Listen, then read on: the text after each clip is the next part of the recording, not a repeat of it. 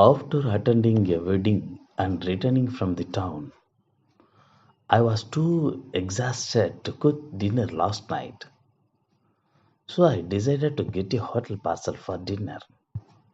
I set off to pick it up.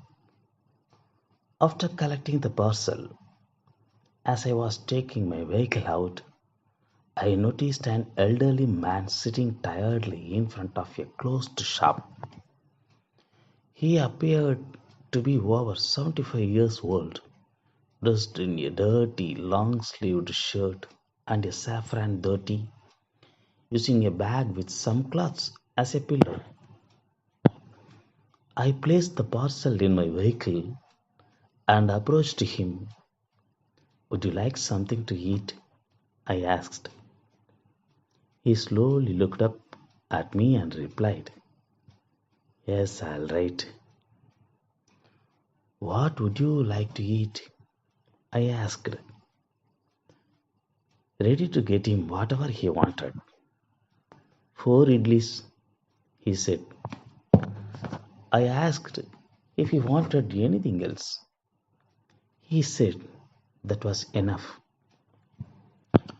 I bought five idlis with chutney and sambar, handed them to him, and told him I would get some water. He declined, saying he already had water. All right, please eat, I said and turned to leave. He tried to say something, so I turned back to him. A lady bought me four idlis this morning. I ate them and slept. I just woke up feeling very hungry, he said. Where are you from? I asked. He started talking. I decided to listen. He was from Tirunelveli and had no one to look after him.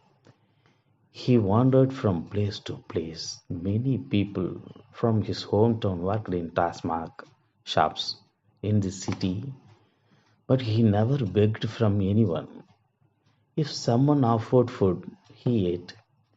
He had wounds on his hands and feet and a fever. He mentioned going to the government hospital the next day for an injection. He would stay here for a few more days before moving on.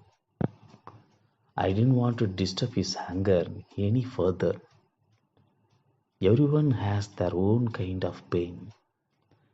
Those who have and those who don't have suffer in different ways. When no one cares for you, the pain is the same for everyone. Mental anguish. They call it fate. Is this karma? We see many such people in the world. It is not possible to provide permanent solutions to everyone's problems. At the moment, we try to ease their suffering by giving them something which also eases our own discomfort. This kind of help is also a form of selfishness. Is our help born out of love or care for them? Or is it just to ease our own discomfort? How many can we help this way? It is an endless task. Occasionally, helping a few people is possible for those in the community, but helping everyone in need is beyond even the government's capacity. Only compassion can achieve this. Whose compassion? The compassion of those who have. Think of that elderly man. He too was once a child, pampered by his parents, played with other children, laughed and joked in his youth, and likely worked and raised a family in his middle age, creating a life with many experiences and achievements. How many journeys, conversations, transactions, hard work, earnings, savings, and sacred charities has he experienced? How many festivals, celebrations, new clothes, special occasions, relationships, friends, conflicts, prayers, and acts of kindness has he encountered in his life?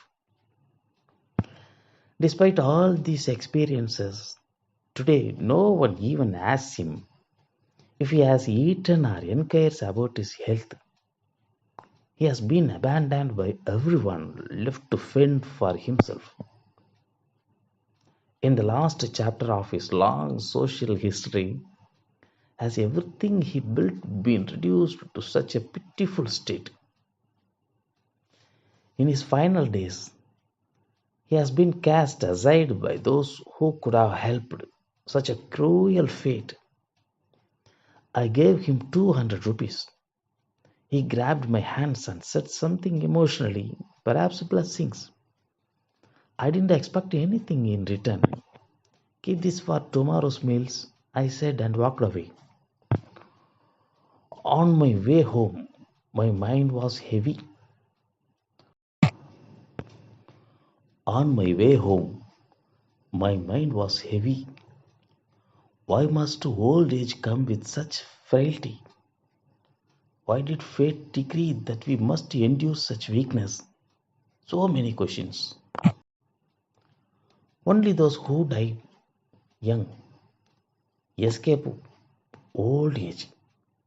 Only those who die young escape old age. Despite knowing this, my heart struggles to accept it. The burden remains.